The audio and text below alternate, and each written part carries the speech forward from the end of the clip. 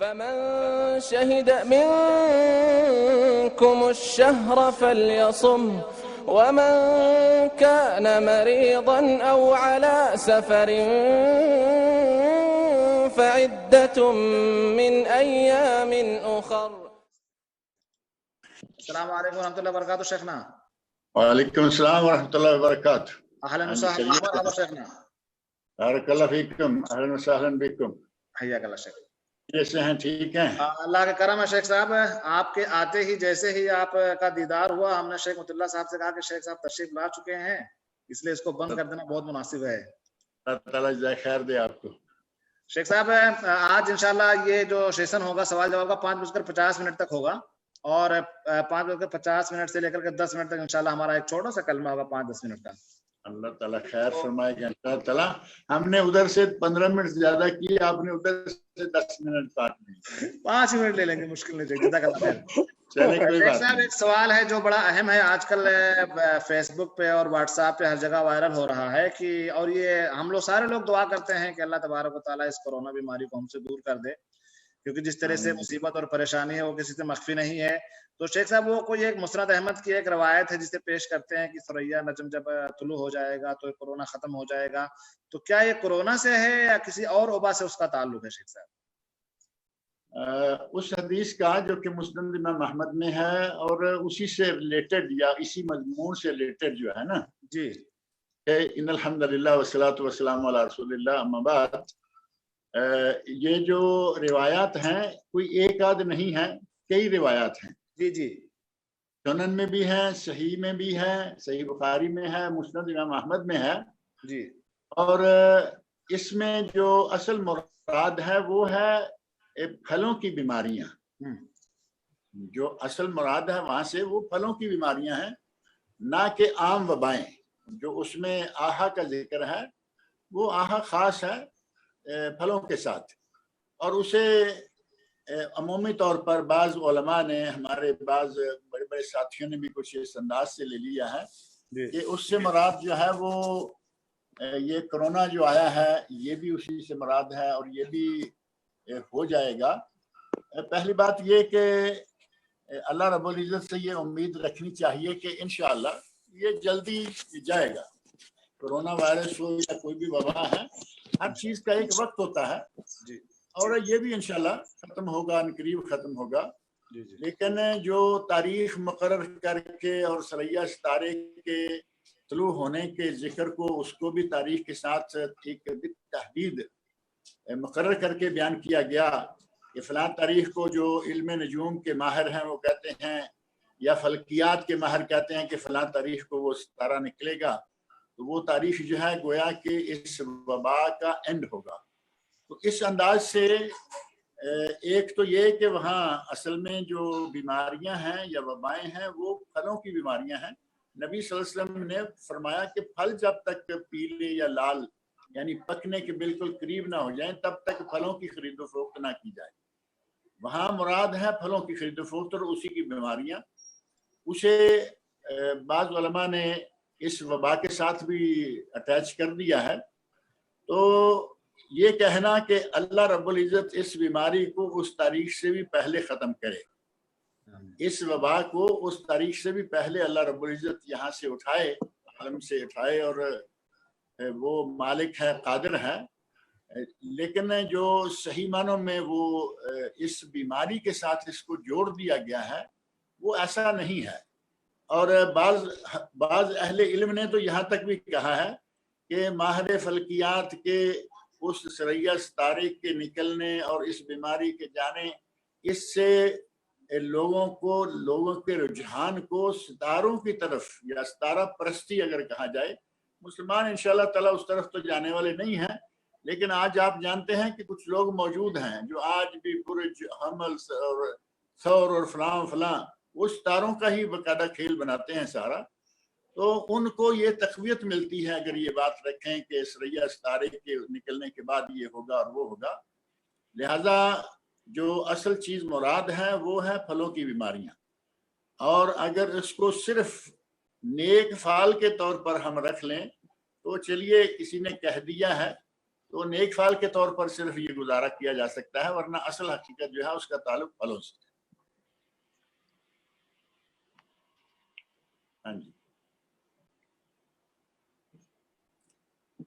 جی شیخ صاحب، میں کہہ رہا ہوں کہ میں ابھی سن رہا تھا ایک مفتی صاحب فتویٰ دے رہے تھے کہ کیسے لوگ پھلوں کو لے لیتے ہیں، اور پھلوں کو تو کیسے لے سکتے ہیں، پھل کھا رہے ہیں، خرید رہے ہیں، بیچ رہے ہیں، ان کو پتہ نہیں کہ وہ پھل ہیں جو درختوں پر لگے ہوئے ہیں۔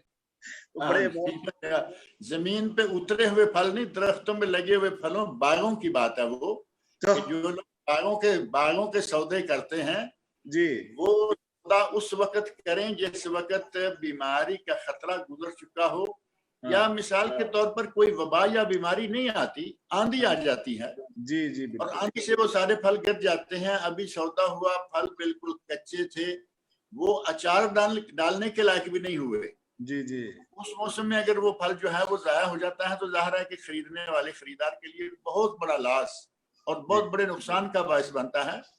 اس لیے نبی اکرم صلی اللہ علیہ وسلم نے پھلوں کے پکنے کے قریب تک آ جانے کے بعد سودا کرنے کا حکم دیا، تاکہ ایسا نہ ہو کہ لاس ہو تو ٹوٹل لاس نہ ہو جائے، جی جی یعنی کچھ اگر نقصان ہو بھی جائے تو کچھ نہ کچھ اس میں سے بچت ہو جائے۔ تو یہ اترے ہوئے اور منڈی میں پہنچے ہوئے پھل مراد نہیں، ہماری منڈی میں تو پچھلے سال والے پھل بھی ابھی بک رہے ہیں۔ ہاں تو وہ بڑے پرتباہ انداز سے وہ اینکر کو سمجھا رہے تھے کہ کیسے اس کو لوگ لے لیتے ہیں، پھلیں کھا رہے ہیں، بیچ رہے ہیں، خرید رہے ہیں، ان کو یہی پتہ نہیں کہ یہ پھل ان پھلوں کے لیے ہے جو ابھی درختوں پر ہیں۔ بہرحال وہ بھی تو مفتی کہلوا رہے ہیں نا۔ جی جی جی جی اچھا شیخ صاحب، ایک سوال آیا ہے ہندوستان سے، اور تقریباً اس کے تعلق سے لوگ چنتت بھی ہیں کہ جیسے ابھی تو لاک ڈاؤن چل رہا ہے اور ہم لوگ گھروں میں نماز پڑھ رہے ہیں، تو چونکہ عید کی نماز ہے اور اس کو ہم لوگ پہلے پڑھتے تھے اور سنت یہی کہ جا کر کے میدان میں ادا کیا جائے، تو اب شیخ جب عید کی نماز اگر اللہ کرے کہ اس سے پہلے بیماری اٹھ جائے، لیکن اگر نہیں گئی تو کیا عید کی نماز ہم گھر میں پڑھ سکتے ہیں؟ جہاں تک عید کی نماز ہے، عید کی نماز جو ہے وہ سنت ہے، اور اس میں کسی کا کوئی اختلاف نہیں ہے، اس کے فرض یا واجب ہونے میں کسی کا کوئی قول نہیں ملتا، سب سنت مانتے ہیں، سنت کہیں سنت مؤخدہ کہیں، لیکن سنت ہی ہے، جبکہ جمعہ فرض ہے۔ ہاں جی، کچھ لوگوں کو چھوڑ کر، عورتوں کو، بچوں کو، غلاموں کو اور جو کم عقل ہیں ان کو چھوڑ کر جمعہ ہر کسی پر فرض ہے۔ آج اس بیماری کے نتیجہ میں جمعہ موقوف ہو چکا ہے، گھروں میں لوگ ظہر پڑھ رہے ہیں، تو جب اتنا ایک فرض چیز جو ہے وہ چھوٹی ہوئی ہے، مسجدوں میں نہیں ہو رہی، تو ظاہر ہے کہ عیدگاہوں میں اکٹھے ہونا وہ بھی اسی آفت کی وجہ سے ممنوع، یقیناً قانوناً ممنوع قرار دیا جا چکا ہے۔ تو جب ہم فرائض گھر میں ادا کر رہے ہیں تو کیا سنت گھر میں ادا نہیں کر سکیں گے؟ ہندوستان ہو، پاکستان ہو، دنیا کا کوئی بھی ملک ہو، اگر عید انہی حالات میں آ جاتی ہے جو کہ یہ کرونا وائرس کی وجہ سے لاک ڈاؤن ہے، انہی حالات میں آ جاتی ہے، تو 2 رکعتیں نماز عید جو ہے وہ اپنے اپنے گھروں میں لوگ پڑھیں گے۔ اس کے لیے کسی عیدگاہ میں جانا، کسی عیدگاہ میں اکٹھے ہونا، وہ چونکہ قانوناً صحیح نہیں ہے، گیدرنگ تو وہ گورنمنٹ چاہتی نہیں، بلکہ مصلحت ہے کہ گیدرنگ نہ ہو۔ اب ایسے میں گھروں کے اندر جس طرح ہم فرائض ادا کر رہے ہیں، اسی طرح باجماعت نماز عید جو ہے وہ پوری تکبیروں کے ساتھ، اور پوری تکبیریں کہنے سے میرا خیال آپ بات تو سمجھ جاتے ہیں جی جی، ہمارے یہاں کچھ آدھی پونی تکبیروں والی بھی تو عید ہوتی ہے نا، اس کی بجائے پوری تکبیروں کے ساتھ، یعنی پہلی رکعت میں 7 تکبیریں، دوسری میں 5 تکبیریں، 12 تکبیروں کے ساتھ باجماعت گھر میں نماز عید ادا کی جائے۔ اور جس طرح جمعے کا خطبہ نہیں ہوتا، ظہر ہوتی ہے، اسی طرح عید کا خطبہ جو ہے وہ بھی نہیں ہوگا، 2 رکعتیں پڑھیں گے، وہ ہماری نماز عید الفطر ہوگی۔ اور اللہ کرے کہ وہ وقت آنے سے پہلے پہلے اللہ رب العزت اس وبا کو اٹھا لے اور لوگ مسجدوں میں جمعے پڑھیں، مسجدوں میں جماعتیں ہوں، اور عیدگاہوں میں جا کر اللہ عید کی نماز ہو۔ حسن اللہ علیہ شیخنا، اس کے ساتھ تھوڑی سی تفصیل بتاتے چلیں کہ جیسے ہمارے گاؤں دیہاتوں میں ماشاءاللہ گھر ہوتے ہیں، بڑے بڑے گھر ہوتے ہیں، چھت بھی ہوتا ہے بڑا سا، تو کیا آپ ان کو نصیحت کرنا چاہیں گے کہ وہ اپنے گھروں میں نماز پڑھ لیں یا چھت پہ جا کر کے اور باقاعدہ مکمل طور سے صفائی، کیونکہ ایک فیملی بڑی ہوتی ہے، آپ جانتے ہیں ہمارے جوائنٹ فیملیاں ہوتی ہیں تو 10 12 15 لوگ ہوتے ہیں، تو کیا اوپر جا کر کے نماز پڑھ سکتے سب جماعت کے ساتھ میں سے؟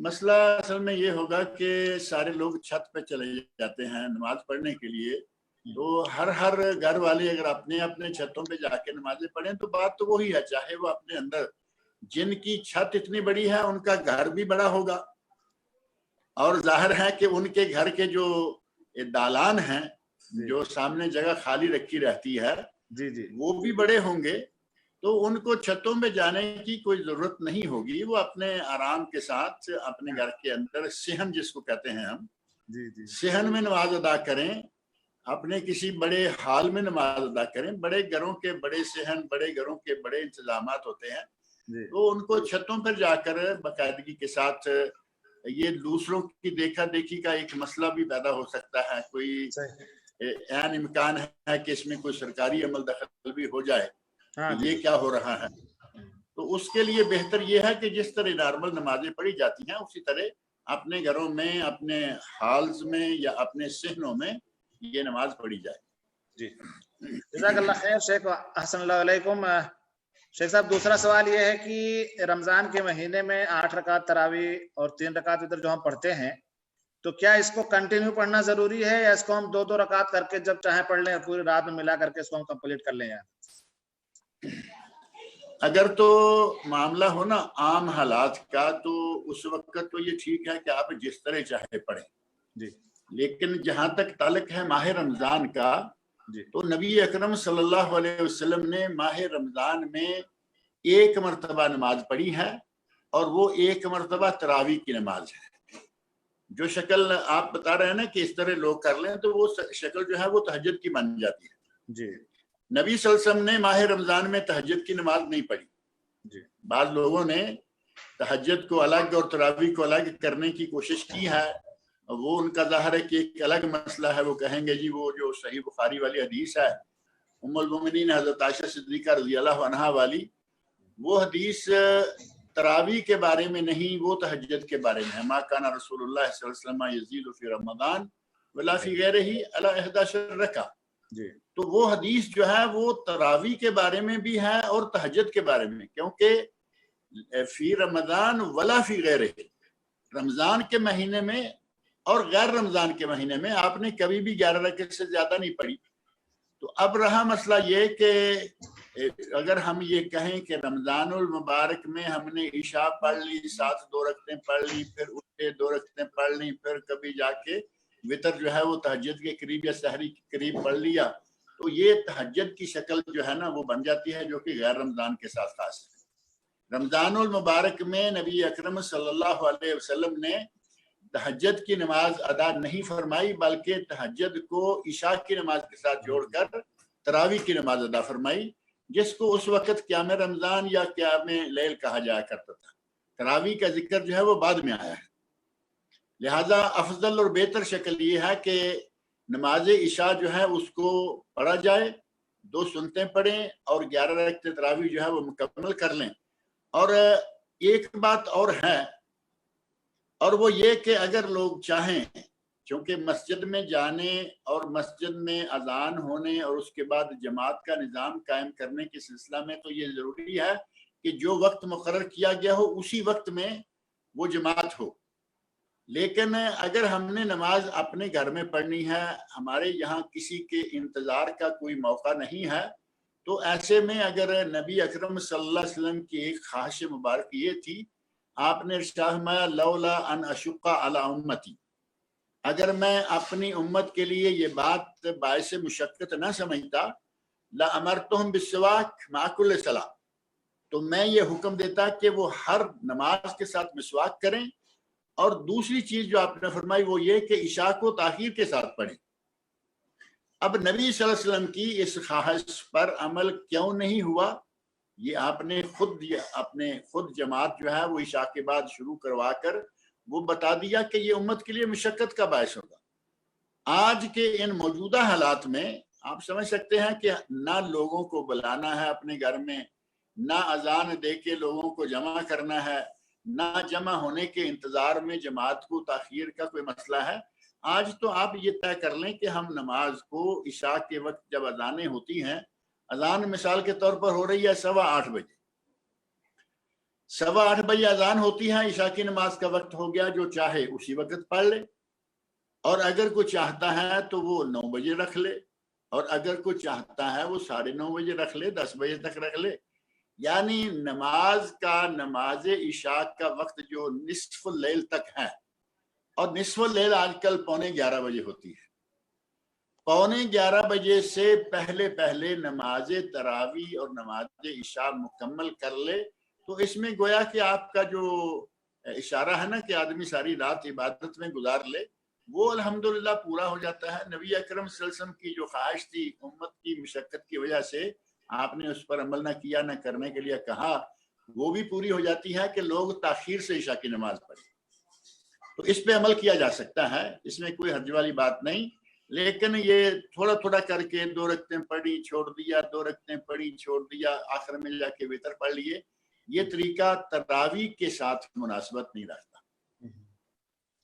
اللہ علیکم شیخنا بنسبہ لیکوریا کے تعلق سے ایک سوال آیا ہے، وہ ایک دوسرے سے ملا جلا ہوا ہے کہ اگر کسی عورت کو لیکوریا آتا ہے تو کپڑے میں لگ جائے تو وہ ناپاک ہو جاتا ہے، یا کپڑا اور جسم دونوں دھلا جائے گا، اور لیکوریا کے آنے سے وضو ٹوٹ جاتا ہے کہ نہیں ٹوٹتا ہے؟ لیکوریا جو ہے یہ ایک بیماری ہے، اور ظاہر ہے کہ پانی جو ہے وہ عورت کے نکلتا ہے اور نکلتا رہتا ہے، اور اس پانی کے کپڑے میں لگے رہنے سے یقینی بات ہے کہ کپڑے کا رنگ بھی چینج ہو جائے گا، اسی کپڑے میں نماز پڑھنے کو بھی جی نہیں چاہے گا۔ تو ایسے میں بہتر یہ ہے کہ خاتون جب وضو کرے تو جو کپڑا اس نے پہنا ہوا ہے اسے معلوم ہے کہ اس کپڑے میں اس جگہ تک اس پانی کے قطرات کی سرایت ہوئی ہے، اتنی جگہ کو دھو کے صاف بھی کر لیا جائے تو یہ بہت اچھا ہے، کیونکہ شرمگاہ سے نکلنے والا ہر قطرہ ناپاک اور نجس بھی نہیں ہوتا۔ لیکن ساتھ ہی یہ بات بھی ذہن میں رکھیں کہ بعض قطرات ایسے ہیں کہ ان کے نجس نہ ہونے کے باوجود طبیعت اس کو گوارا، خاص طور پر جو طبیعت سلیمہ ہے وہ اس کو گوارا نہیں کرتی۔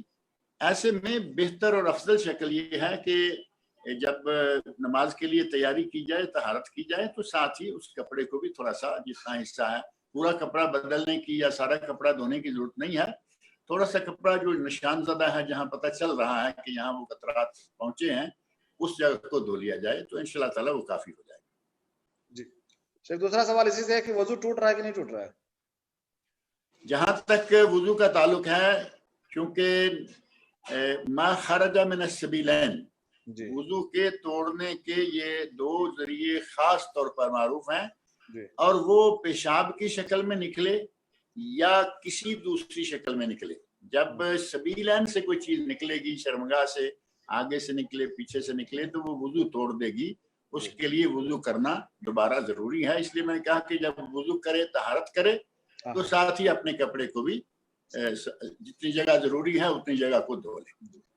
جزاک اللہ خیر شیخ صاحب ایک سوال آیا کہ اگر کسی نے افطاری 1-2 منٹ پہلے کر دی، جان بوجھ کر کے نہیں، غلطی سے، تو کیا وہ روزہ قضا کرے گا، یا صرف قضا کرے گا، یا فدیہ بھی دے گا ساتھ، جبکہ اس نے جان بوجھ کر کے نہیں کیا ہے، غلطی سے کیا؟ اس سلسلہ میں بعض واقعات جو ہیں وہ نبی صلی اللہ علیہ وسلم کے عہد مبارک میں بھی پیش آئے کہ وقت سے پہلے روزہ کھولا، بعد میں سورج نکل آیا، اور کسی حدیث میں یہ بات موجود نہیں ہے کہ نبی صلی اللہ علیہ وسلم نے اس روزہ کو قضا کرنے کا حکم دیا۔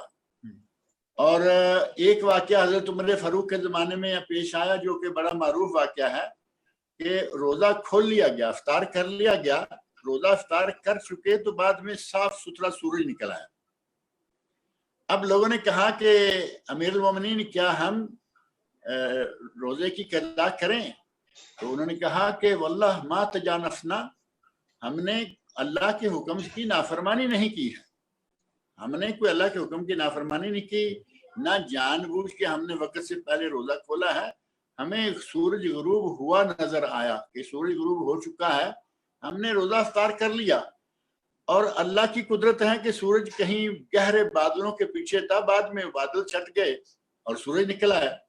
تو انہوں نے کہا کہ ہم نے بعد میں دوبارہ پھر باقی کا حصہ جو ہے اس کو اسی حالت میں جیسے کہ روزے میں گزارا جاتا ہے اسی حالت میں گزار لیا. لہذا ہم نے جب کوئی گناہ نہیں کیا تو ہم یہ قضا کیوں رکھیں گے؟ شیخ الاسلام ابن تیمیہ رحمۃ اللہ علیہ نے بھی یہی بات کہی ہے کہ نبی صلی اللہ علیہ وسلم کے عہد مبارک میں بھی یہ بات کئی ایک مرتبہ پیش آئی، لیکن آپ نے کبھی بھی روزہ قضا کرنے کا حکم نہیں دیا. اور ویسے بھی حدیث میں معروف ہے کہ جو جبرن کسی سے کوئی کام کروایا جائے، نسیان اور اکراہ، ان دونوں چیزوں پر کوئی کفارہ کوئی جرمانہ نہیں ہے. تو یہاں بھی چونکہ غلطی ہوئی اور اس غلطی میں جان بوجھ کر کا یا اپنے عمد کا کوئی تعلق نہیں ہے، اپنی مرضی سے کوئی کام نہیں کیا گیا بلکہ ہو گیا اور بعد میں اللہ کی قدرت سورج نکل آیا. اسی طرح اگر کوئی غلطی سے تھوڑا سا روزہ پہلے کھول لیتا ہے تو اس پہ روزے کی قضا نہیں ہے. اگر اسے پتہ چل گیا کہ میں نے روزہ کھولا تھا لیکن ابھی تو 2-1 منٹ، ان 2-1 منٹوں کو بھی وہ روزے کی حالت میں اپنے آپ کو سمجھ لے، انشاءاللہ اسے قضا کرنے کی کوئی ضرورت نہیں آئے. جزاک اللہ خیر شیخ، السلام علیکم. شیخ ایک خاتون کا سوال ہے کہ میں خود 4 کیمیوتراپی لے چکی ہوں. گھر والے مجھے منع کرتے ہیں کہ میں روزہ نہ رکھوں، لیکن میں اپنے سچویشنز اور حالات کو دیکھ کر کے میں یہ سمجھتی ہوں کہ میں روزہ رکھ سکتی ہوں. تو اب میں ایسے حالت میں کیا کروں؟ میں روزہ رکھوں یا اپنے گھر والوں کی بات مانوں؟ نبی اکرم صلی اللہ علیہ وسلم کے ساتھ صحابہ کرام سفر میں تھے. کچھ لوگوں نے روزہ رکھا ہوا تھا، کچھ لوگوں نے نہیں رکھا ہوا تھا.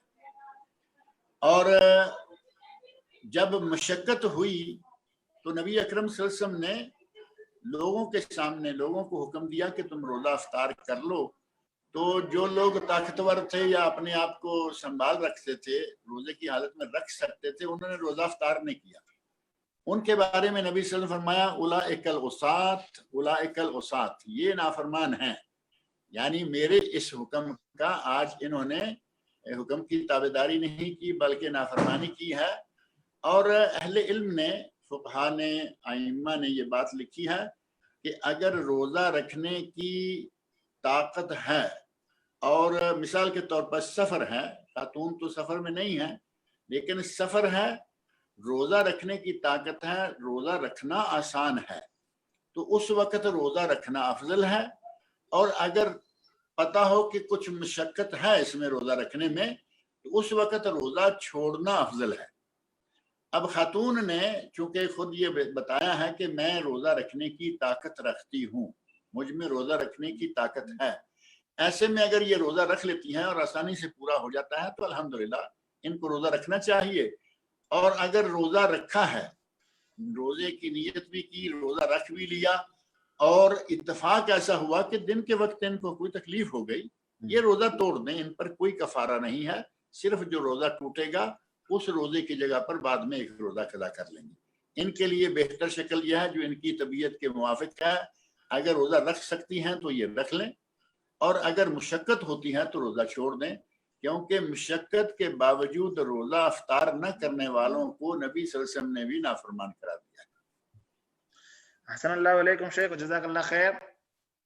شیخ صاحب، ایک صاحب نے سوال کیا ہے، کوئی عقیل محمد صاحب ہے، وہ کہتے ہیں کہ جو لوگ نماز کی نیت کرتے ہیں کہ میں نیت کرتا ہوں 2 رکعت نماز کی محمد رکعہ شب امام کے پیچھے، تو ان کو اشکال یہ ہے کہ تو امام صاحب کس طرح سے نیت کریں گے؟ وہ تو خود ہی امام ہے. وہ تو خود امام ہے، وہ کہیں گے آگے ان مقتدیوں کے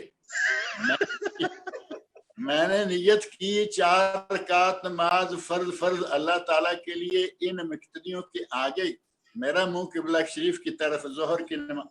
یہ چونکہ پہلی بات یہ ہے کہ نبی اکرم صلی اللہ علیہ وسلم سے اگر یہ نیت ثابت ہوتی یا تلفظ ثابت ہوتا، نیت ثابت ہے، نیت ثابت نہیں بلکہ شرط ہے، کیونکہ صحیح بخاری شریف کی پہلی حدیث ہے انما الاعمال بالنیات، اعمال کا دار و مدار نیتوں پر ہے. نیت تو کرنا ہوگی لیکن نیت ہے کیا؟ نیت کے بارے میں علماء اہل حدیث کو تو ایک طرف رکھیں، خود علماء احناف کہہ رہے ہیں کہ نیت کا اصل مقام دل ہے. شرح وقایہ میں جو کہ فقہ حنفی کی معروف کتاب ہے اس میں لکھا ہوا ہے النیہ محلھا القلب، نیت کا مقام دل ہے. اور فقہ حنفی کی بالکل اساسی بنیادی کتاب جس کو قرآن کریم کے ہم پلے مسلح لا کے کھڑا کر دیا گیا، الہدایہ کل قرآن، یہ تو آپ نے سنا ہی ہوگا نا، باقاعدہ یہ لکھا کہ ہدایہ تو نعوذ باللہ قرآن کی طرح ہے، الہدایہ کل قرآن۔ اس ہدایہ میں یہ بات، ہدایہ کے مؤلف علامہ مرگنانی صاحب نے یہ بات لکھی ہے کہ نیت کا مقام تو دل ہے، نیت کا مقام دل ہے، اور تھوڑا آگے جا کر انہوں نے پھر یہ بھی لکھ دیا کہ وَيُسْتَحْسَن، اب استحسان ہے ان کے نزدیک کہ بہتر یہ ہے کہ اپنے دل کی نیت کو مزید پختہ کرنے کے لیے اپنی زبان سے بھی کہہ لیں۔ اب یہ استحسان ان کے پاس ہے، نبی اکرم صلی اللہ علیہ وسلم نے یہ بات نہیں بتائی۔ نبی صلی اللہ علیہ وسلم نے بھی اگر یہ کہا ہوتا کہ نیت تو دل کا مقام ہے، لیکن تم استحساناً اپنی زبان سے بھی پکا کر لیا کرو، جسے اپنے دل پر اعتماد نہیں، زبان پر کیا اعتماد کر پائے گا وہ نبی اکرم صلی اللہ علیہ وسلم کا عہد مبارک، صحابہ کرام خلفائے راشدین کا عہد مبارک، یہ نیت جو آج ہم دیکھ رہے ہیں یا ہم لوگوں سے سنتے ہیں اور کچھ کتابوں میں پڑھتے ہیں، اگر یہ نیت نبی صلی اللہ علیہ وسلم نے بتائی ہوتی تو پہلی سب سے بنیادی بات یہ ہے کہ وہ صرف عربی میں ہوتی۔ جی بالکل صحیح ہے۔ جبکہ آپ جانتے ہیں کہ آپ کے ساتھ نمازی پشتو والا کھڑا ہے، وہ پشتو میں کر رہا ہے، ادھر ملباری کھڑا ہے وہ ملیالم میں کر رہا ہے، ادھر بنگالی کھڑا ہے وہ بنگلہ میں کر رہا ہے، ہر کوئی اپنی اپنی زبان میں، پنجاب والا پنجابی میں کرے گا اور فلاں والا فلاں۔ اگر نیت اتنی اہم ہوتی زبان سے ادا کرنا تو نبی صلی اللہ علیہ وسلم نے وہ 4 لفظ بتائے ہوتے، اور جس طرح ہم نماز کو یاد کرنے کے پابند ہیں اسی طرح ہم نیت کو بھی یاد کیا ہوا ہوتا، جبکہ ہر کوئی اپنی اپنی زبان میں نیت کر رہا ہے۔ حتیٰ کہ بعض لوگوں نے عربی نیت کرنے کو پابند کر دیا کہ عربی ہی نیت کرنی ہے، تو کئی لوگوں کے لیے مشقت ہو گئی۔ اب عربی نیت کرنی ہے تو ظاہر ہے کہ 5 نمازوں میں 5 مرتبہ الگ الگ کلمات آئیں گے، وہ نماز سے بھی لمبا کام ہو گیا۔ ایسے کئی لوگ سنے گئے، کہا کہ چاچا تم نماز کیوں نہیں پڑھتے؟ تو چاچا کہتے ہیں یار ہم نے نماز تو کوشش کر کے سیکھ لی تھی، نیتیں یاد نہیں ہو رہی۔ اب صرف اس کی وجہ سے وہ نماز چھوڑے بیٹھے ہیں۔ اب اگر نبی اکرم صلی اللہ علیہ وسلم نے بتائی ہوتی تو یقیناً وہ ہوتی، یہ تلفظ نیت کے ساتھ، دل کے ساتھ نیت کر لی کافی ہے، اور اس کا زبان کے ساتھ تلفظ کرنا وہ بالکل ثابت نہیں ہے۔ اب وہی بات جو آپ فرما رہے ہیں کہ مقتدی تو کہیں گے پیچھے سے امام کے، تو پھر امام صاحب کو یہی کہنا ہوگا پیچھے آگے ان مقتدیوں کے۔ تو یہ چونکہ ہے نہیں، یہ بنا دی گئی اور اتنا لوگوں کو پکا کر دیا گیا کہ کئی لوگ جو ہیں وہ نماز پڑھنے کے قریب نہیں آ رہے، جی ہمیں نیت نہیں آتی۔ یہ نبی صلی اللہ علیہ وسلم سے قطعاً ثابت نہیں ہے، نہ نماز کی نیت ثابت ہے، نہ روزے کی نیت کے الفاظ سحری کے ثابت ہیں، وہ بھی وَبِصَوْمِ غَدٍ نَوَيْتُ مِنْ شَهْرِ رمضان جعلی بنائی ہوئی، اور میں سمجھتا ہوں کہ کسی بڑے امام کی بنائی ہوئی بھی نہیں ہو سکتی۔ ہاں جی بالکل صحیح، بلکہ وہ کسی عامی سے مولوی نے بنائی ہے جس کو تھوڑی سی عربی آتی ہے، جبکہ اس کے الفاظ جو ہیں وہ بتا رہے ہیں وَبِصَوْمِ غَدٍ، یعنی میں کل کے روزے کی نیت کر رہا ہوں۔ اور یہ کھانا کب کھانے لگا ہے؟ آج، فجر سے تھوڑا پہلے آج کھانا کھانے لگا ہے۔ اور وَلْتَنْظُرْ نَفْسٌ مَا قَدَّمَتْ لِغَدٍ وَاتَّقُوا اللَّهَ، قرآن کریم نے فرمایا کہ آدمی دیکھے کہ اس نے اپنے کل کے لیے کیا بھیجا ہے۔ اب اس کل سے، غد کا لفظ ہے، اس کل سے اللہ رب العزت کے قرآن کریم کلام مجید میں یہ بات موجود ہے، تو یہ کل جو ہے قیامت کا دن ہے۔ یا پھر حضرت یعقوب علیہ السلام کے بیٹے یوسف علیہ السلام کو ساتھ لے جانا چاہتے ہیں تو وہ کہتے ہیں کہ ابا جان اسے ہمارے ساتھ بھیج دیں، کل ہمارے ساتھ یہ چلا جائے، یرتع ویلعب، ذرا کھیل کود کے آ جائے گا۔ وہاں غد کا لفظ ہے، وہ کل کے لیے ہے۔ اب یہاں روزہ کھانا آج کا کھائے اور روزہ کل کی نیت کرے تو اس کا معنی سیدھا سیدھا یہ ہے کہ یہ کسی مولوی کی کاروائی ہے، نبی صلی اللہ علیہ وسلم کا بتایا ہوا یہ کلمہ نہیں ہو سکتا۔ لہذا نہ روزے کی نیت اس طرح اور نہ نماز کی نیت اس طرح، یہ چیزیں جو ہیں یہ ثابت نہیں ہیں۔ شیخ بھائی کا ایک سوال ہے کہ ہاں بھائی کا نہیں ہے، کسی خاتون کا ہے کہ کسی عورت نے عدم واقفیت کی بنا پر حالت حیض میں روزہ رکھا، اسے پتہ نہیں تھا شے، اب وہ اس کا قضا کرے گی یا شمار کیا جائے گا؟ اس نے جو روزہ رکھا ہے وہ تو روزہ ہوا نہیں، کیونکہ حالت حیض میں آتے ہی عورت کا روزہ ٹوٹ جاتا ہے۔ بلکہ ہمیں یاد ہے کہ ایک عرصہ ہوا، بہت عرصہ ہوا، کسی صاحب نے یہ سوال پوچھا، کہنے لگے کہ خاتون نے روزہ رکھا ہوا ہے، صبح سے رکھا ہوا ہے، اور غروب آفتاب سے 10-15 منٹ پہلے اس کو حیض شروع ہو گیا، مینسز شروع ہو گئے، تو کیا اس کا وہ روزہ شمار ہوگا؟ تو میں نے کہا کہ اس کا روزہ ٹوٹ گیا۔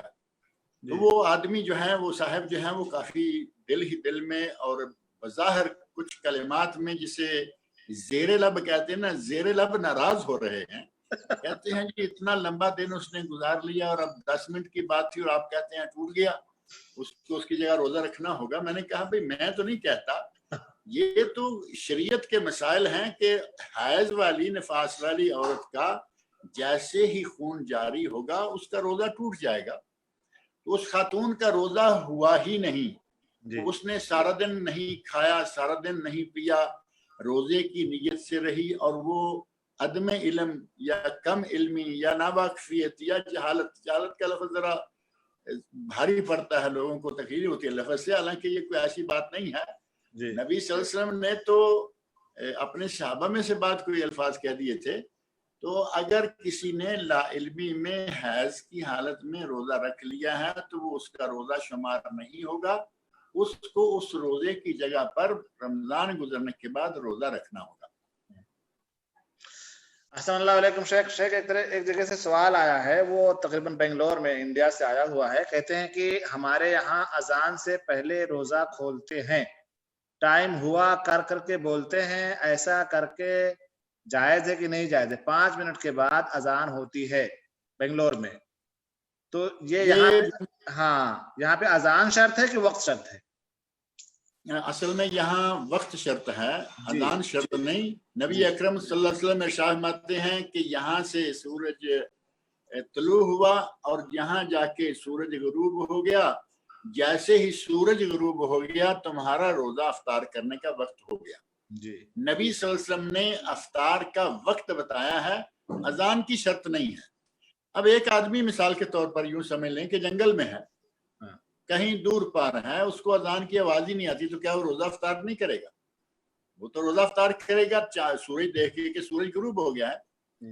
اب رہا مسئلہ یہ کہ مسجد کے سپیکر سے اعلان کر دیا جاتا ہے کہ لوگوں روزہ افطار کرنے کا وقت ہو گیا ہے، روزہ کھول لو، اور یہ بات باقاعدہ کچھ عرصہ پہلے تک دیہات میں چلتی تھی، باقاعدہ سپیکر میں، جب تک سپیکر نہیں تھے، مسجد کی چھت پہ کھڑے ہو کر اذان کہنے والا زور کے ساتھ یہ کہتا کہ روزہ رکھے ہوئے لوگوں روزہ کھول لو، تو لوگ روزہ کھول لیتے تھے۔ اب وہ اپنی کھجور یا جو بھی اس کو میسر ہے کھا کے اس کے بعد وہ اذان کہتا، تو اب وقت ہو جائے اور کسی صحیح طریقے سے پتہ چل جائے کہ روزہ کھولنے کا وقت، افطار کرنے کا وقت ہو گیا ہے، تو وہ روزہ افطار کر لینا چاہیے۔ یہ بات ہے بنگلور کی۔ ابھی 2-3 دن پہلے مجھے کسی نے پوچھا، وہ انڈیا کے کسی دوسرے شہر میں ہیں، کہا کہ ہمارے شہر میں کوئی سائرن بجتا ہے، سائرن بجتا ہے بڑے زوردار طریقے سے، اور وہ سائرن جو مقامی لوگ ہیں اس سائرن کے بجنے کے ساتھ روزہ کھول لیتے ہیں، افطار کر لیتے ہیں، اور ٹھیک 10 یا 15 منٹ کے بعد اذان ہوتی ہے۔ تو ظاہر ہے کہ ان کا جو اذان کی بجائے اعلان کرنا ہے اور ان کا سائرن بجانا ہے، وہ بات تو تقریباً ایک ہی ہے نا۔ بالکل، سائرن بجا کے کہیں یا اعلان کر کے کہیں کہ روزہ افطار کرنے کا وقت ہو گیا ہے، روزہ افطار کر لیں، تو جب یہ بات کہی جائے وہ روزہ افطار کرنے کا وقت بھی یقیناً ہے، ورنہ کسی کو کیا ضرورت ہے کہ لوگوں کے روزے خراب کرے اور اپنے آپ کو گناہ میں لے لے۔ ظاہر ہے کہ اگر لوگوں کے روزے تڑوا دے گا، وقت ہونے سے پہلے افطار کروا دے گا، تو یہ گناہ گار ہوگا۔ لہذا اگر کوئی اس قسم کا سسٹم باقاعدہ بنا ہوا ہے کہ اذان کہنے سے پہلے وہ یہ کلمات کہہ کر لوگوں کا روزہ افطار کرواتے ہیں اور افطاری کا وقت بتاتے ہیں، تو اس اعلان پر روزہ افطار کر لینا جائز ہے، اور افطار کے لیے وقت ہونا ضروری ہے، اذان ہونا شرط نہیں۔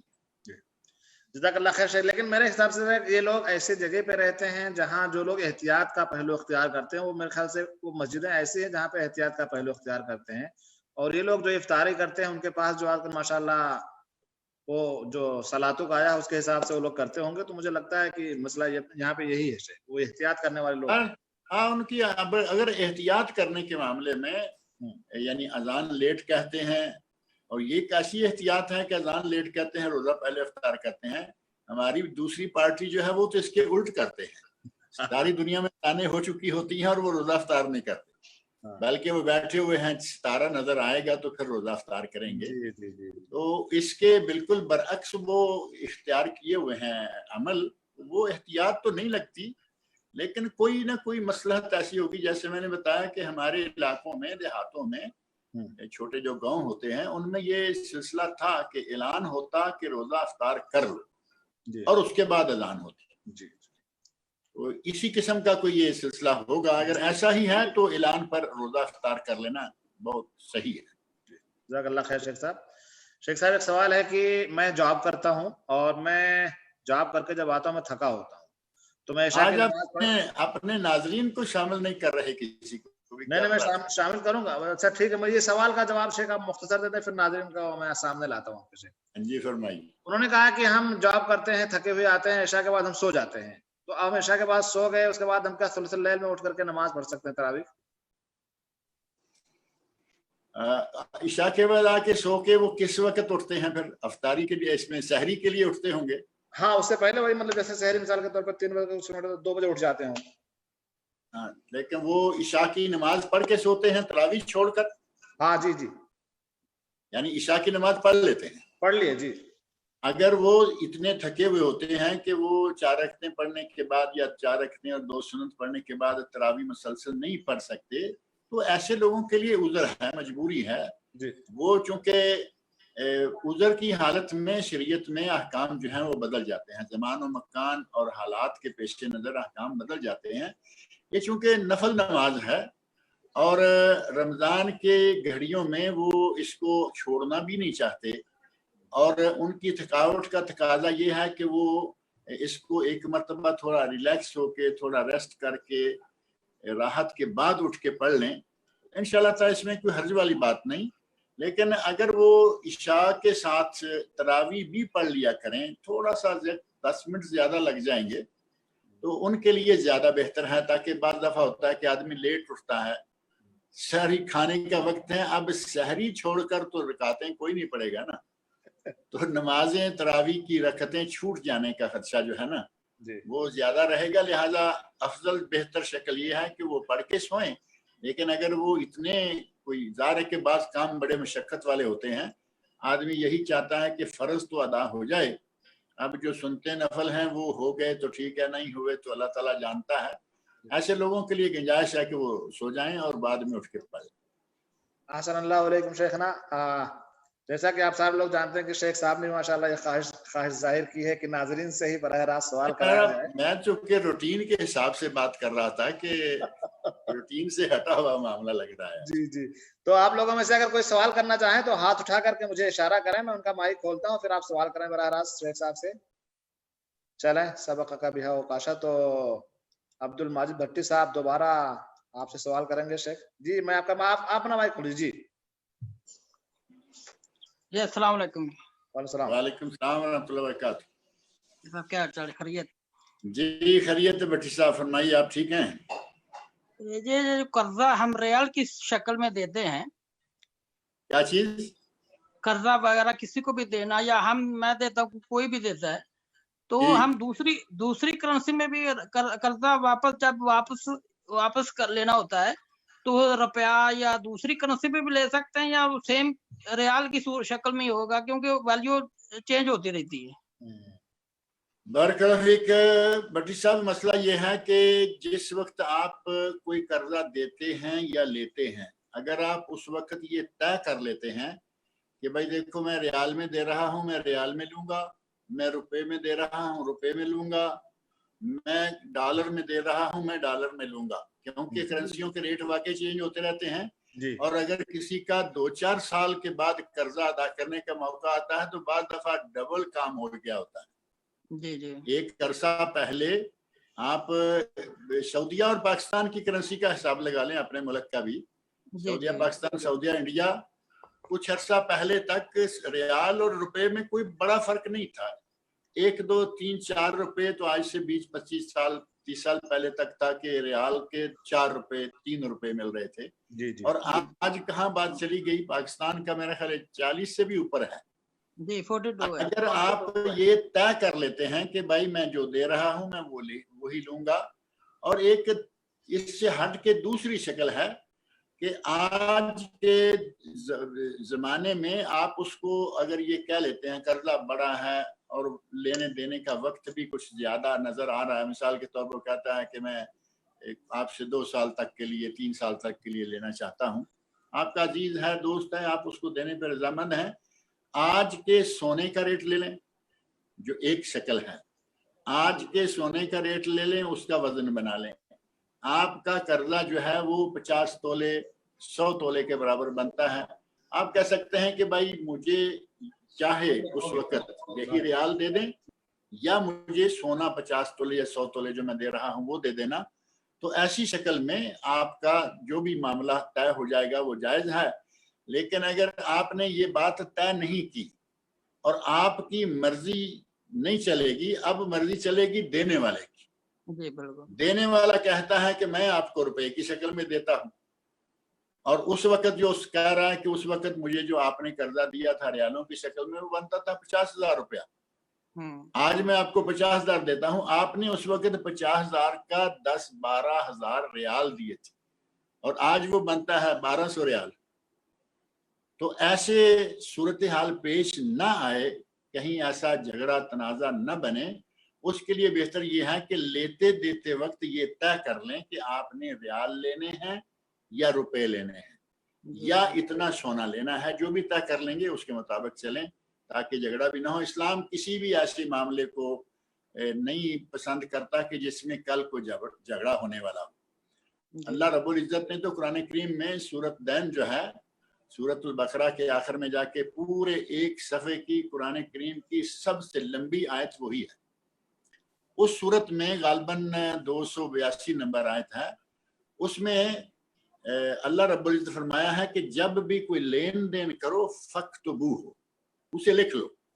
امر کے صیغے کے ساتھ فرمایا لکھ لو. ہمارے یہاں سستی یہ ہوتی ہے کہ ہم لکھتے نہیں. وہ یار دوست ہے، میرا بھائی ہے، میرا خلیرا چچیرا میرا، کئی رشتے میں نہیں لکھتے محض مروت کے تحت. جب لینے دینے کا وقت آتا ہے تو پھر جنگ شروع ہو جاتی ہے، نہ مروت نظر آتی ہے نہ کچھ. کہتے ہیں جا کے لے کے دکھا. ایسے لوگوں کے لیے ضروری ہے، بلکہ ہر شخص کے لیے ضروری ہے کہ جو لینا دینا کریں اسے اپنے پاس لکھ لیں تاکہ کل کو آپ کے پاس ریکارڈ ہو کہ بھائی یہ آپ نے لیا ہے، مجھے یہ دے. اللہ شیخ صاحب، یہ جو آپ نے بتایا لکھنے والے اور نہ لکھنے والے، یہ بہت بڑا مسئلہ ہوتا ہے ہمارے ملکوں میں. ہمارے ہاں ایک صاحب تھے، انہوں کا اینٹ کا بھٹا تھا، بڑے بہت دوستانہ بہت ساری چیزیں تھیں. تو بیچ میں اختلاف کا شکار ہو گیا. تو جب حساب کتاب ہونے لگا تو ایک صاحب کہتے تھے وہ میں نے تم کو 1 لاکھ دیا تھا. تو بولے کب دیا تھا؟ وہ دیا تھا.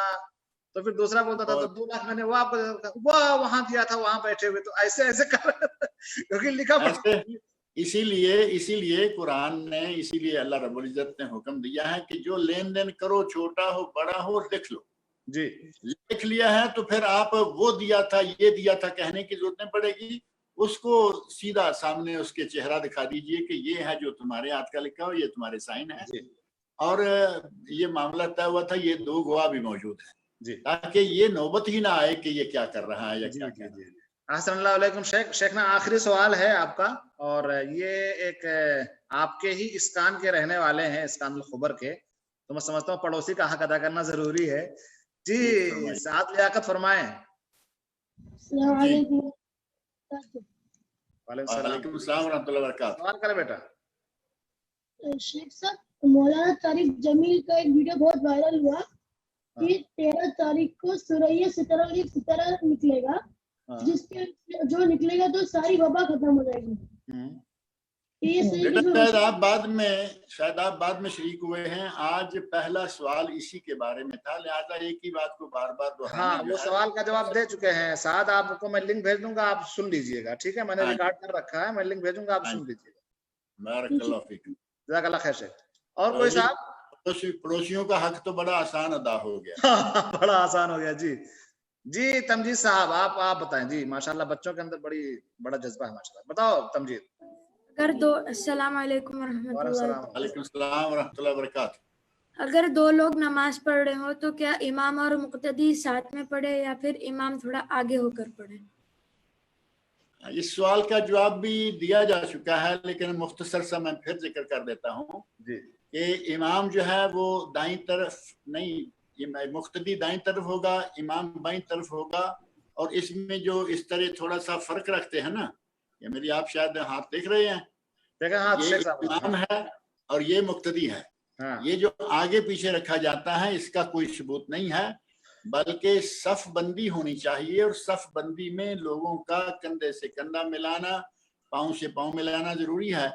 और दो आदमी होंगे तो मुक्तदी दाईं तरफ होगा। और इसका पता बाकायदा नबी अकरम सल्लल्लाहु अलैहि वसल्लम के अमल मुबारक से चलता है। हजरत अब्दुल्लाह बिन अब्बास की हदीस मैंने जिक्र की थी गुज़श्ता मौका पर कि आपने नबी अकरम सल्लल्लाहु अलैहि वसल्लम ने वुजू किया और नमाज तहज्जुद शुरू फरमा दी। हजरत इब्न अब्बास कहते हैं मैं भी गया और मैं वुजू करके आया और आके नबी सल्लल्लाहु अलैहि वसल्लम की बाईं तरफ खड़ा हो गया। तो आपने मुझे सर से पकड़ा, कान से पकड़ा, लाके अपनी दाईं तरफ खड़े कर लिया। तो दाईं तरफ खड़े कर लिया, ये नहीं कहा गया कि मुझे थोड़ा पीछे की तरफ भी खड़ा किया, बल्कि अपनी दाईं तरफ। अब दाईं तरफ पाँव से पाँव मिला के इमाम के साथ खड़े होना चाहिए। ये जो मरवज है यहाँ अरब लोग तो करते ही थे, कुछ अरसा से देख रहे थे हम, लेकिन अब तो हमारे पाकिस्तानी इंडियन लोग भी इसी तरह करना शुरू हो गए हैं। उन्होंने कहा कि ये करते हैं तो हम क्यों ना करें। मैंने बाज़ दफा देखा कि पाकिस्तानी इंडियन आपस में कोई जमात करा रहे हैं दो लोग, तो मुक्तदी जो है वो कोई चार उंगली पीछे होता है। ये सही नहीं है। मुक्तदी और इमाम को जब दोनों ही हैं तो इनको मिलकर सही सफबंदी की शक्ल बना के साथ साथ पाँव मिला के खड़े होना चाहिए। आगे पीछे का कोई सबूत नहीं है। जज़ाकल्लाह खैर शेख। अस्सलाम वालेकुम शेख साहब, आपकी इजाजत के बाद मैं अपना कलमा डालना चाहूंगा, वो भी आपके इशराफ में। और मेरे लिए बड़ी खुशनसीबी की बात होगी कि अल्लाह ताला आपको इज़ा खैर दे। ये जो इल्काउल कलमा का तर्जुमा है ना, डालना जी ये तर्जुमा, लफ्जी तर्जुमा ठीक है। अब फरमाइए आप। जज़ाकल्लाह खैर शेख साहब, बारकल्लाह।